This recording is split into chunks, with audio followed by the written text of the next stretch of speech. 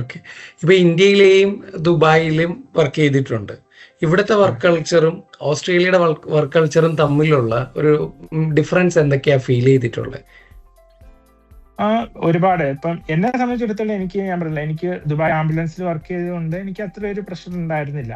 ആ, ഒരു പ്രശ്നങ്ങൾ ഉണ്ടായിരുന്നില്ല അവിടെ. എന്നാലും പലപ്പോഴും എന്താ പറയാ, നമുക്ക് ഇവിടെ ആവുമ്പോൾ എനിക്ക് തോന്നിയിട്ടില്ല, ഇവിടെ കുറച്ചുകൂടെ ഒരു ഗ്രോത്ത് ഉണ്ട് നമുക്ക്. ഇപ്പം ആ, നമുക്ക് വേറെ എന്തെങ്കിലും സ്റ്റഡീസ് ചെയ്യണമെങ്കിൽ ചെയ്യാം, അങ്ങനത്തെ കുറെ ഇതുണ്ടായിരുന്നു. പിന്നെ അവിടുത്തെ എൻ്റെ വൈഫൊക്കെ പറയണ കേട്ടെടുത്തോളം അവള് ശരിക്കും ഒരു സ്ട്രെസ്ഡ് ആയിട്ടാണ് ഡ്യൂട്ടി ചെയ്തുകൊണ്ടിരുന്നത്. അപ്പൊ ആള് ഭയങ്കര ഹാപ്പിയാണ് ഇവിടെ. കാരണം അങ്ങനെ വർക്ക് പ്രഷർ ഇല്ല. ഇവര് ഭയങ്കര പ്രൊഫഷണൽ ആയിട്ടാണ് ഇവിടുത്തെ ആളുകൾ. എന്ന് വെച്ചിട്ട് ഞാൻ ഇവിടെ ഒട്ടും ബുള്ളിയിങ് ഇല്ല അല്ലെങ്കിൽ റേസിസം ഇല്ല അങ്ങനെയൊന്നും അല്ല കേട്ടോ ഞാൻ പറയുന്നത്.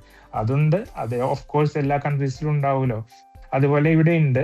പക്ഷെ നമുക്ക് ഇപ്പൊ നമുക്ക് കംഫർട്ടബിൾ അല്ലാന്ന് തോന്നിയിട്ടുണ്ടെങ്കിൽ നമുക്ക് ഇപ്പൊ അടുത്ത ആളോട് നമ്മുടെ മാനേജേഴ്സിനോട് പറയാം.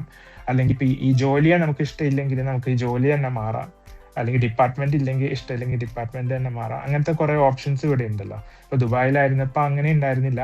നമുക്കിപ്പോ ഒരാള് ഒരു സ്പോൺസർ നമുക്കൊരു വിസ തന്നിട്ടുണ്ടെങ്കിൽ അവിടെ തന്നെ വർക്ക് ചെയ്തേ നമുക്ക് പറ്റുള്ളൂ. അല്ലാണ്ട് നമുക്ക് വേറെ ഓപ്ഷൻസ് ഇല്ലല്ലോ മാറാനായിട്ട്, ജോലി മാറാനായിട്ട്.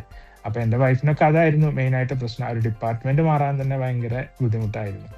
അപ്പം അത് വെച്ച് നോക്കുമ്പോൾ ഇവിടെ അങ്ങനത്തെ കുറെ ഇവര് ഭയങ്കര സപ്പോർട്ടീവ് ആണ് ഇവിടുത്തെ ആൾക്കാര്. നമുക്ക് എഡ്യൂക്കേറ്റേഴ്സും ആൾക്കാരൊക്കെ ഉണ്ടാവും, അവരൊക്കെ നമ്മളെ നന്നായിട്ട് സപ്പോർട്ട് ചെയ്യാറുണ്ട്. അങ്ങനത്തെ കുറെ പ്ലസ് പോയിന്റ്സ് ഇവിടെ ഉണ്ട്. ബുള്ളിങ് ഉണ്ട്, എന്നാലും നമുക്കത് മാനേജ് ചെയ്യാവുന്നതേ ഉള്ളൂ. നമുക്ക് സഹിക്കാൻ പറ്റുന്നില്ലെങ്കിൽ നമുക്ക് കംപ്ലൈന്റ് ചെയ്താൽ അവർ ആ രീതിയിൽ എടുക്കും. ഇവർ ഈക്വൽ ആയിട്ടാണ് നമ്മളെ ട്രീറ്റ് ചെയ്യുന്നത്. ഒരു ഡിസ്ക്രിമിനേഷൻ ഇവിടെ ഇല്ല. എല്ലാവരും ഈക്വൽ ആയിട്ടാണ് ഇവിടെ. ഈക്വൽ സാലറി, അത് വേറെ ഒരു ഇതാണ്.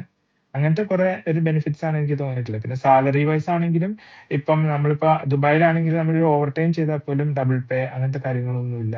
നൈറ്റ് ചെയ്തിട്ടുണ്ടെങ്കിൽ നൈറ്റ് അലവൻസ് ഉണ്ടെന്ന് തോന്നുന്നു. എന്നാലും ഇപ്പൊ ആഫ്റ്റർനൂൺ ഷിഫ്റ്റിനാണെങ്കിൽ ഇവിടെ ആഫ്റ്റർനൂൺ സെപ്പറേറ്റ് അലവൻസ് ആണ്. അങ്ങനെ കുറെ അലവൻസുകൾ, കാര്യങ്ങൾ, ഓവർ ടൈം ചെയ്ത് അതിനനുസരിച്ചുള്ള പൈസ, അങ്ങനത്തെ കുറെ ബെനിഫിറ്റ്സ് ഇവിടെ ഉണ്ട്. മറ്റടുത്ത് നമ്മളിപ്പോ എത്ര ചെയ്തിട്ടുണ്ടെങ്കിലും നമുക്ക് ഒരു ഇതായിട്ട് തോന്നുന്നില്ല. അവിടെ അങ്ങനത്തെ ഒരു ഇതൊന്നും കിട്ടുന്നതായിട്ട് തോന്നുന്നില്ല.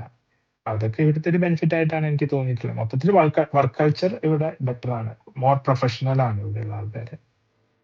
ഓക്കെ.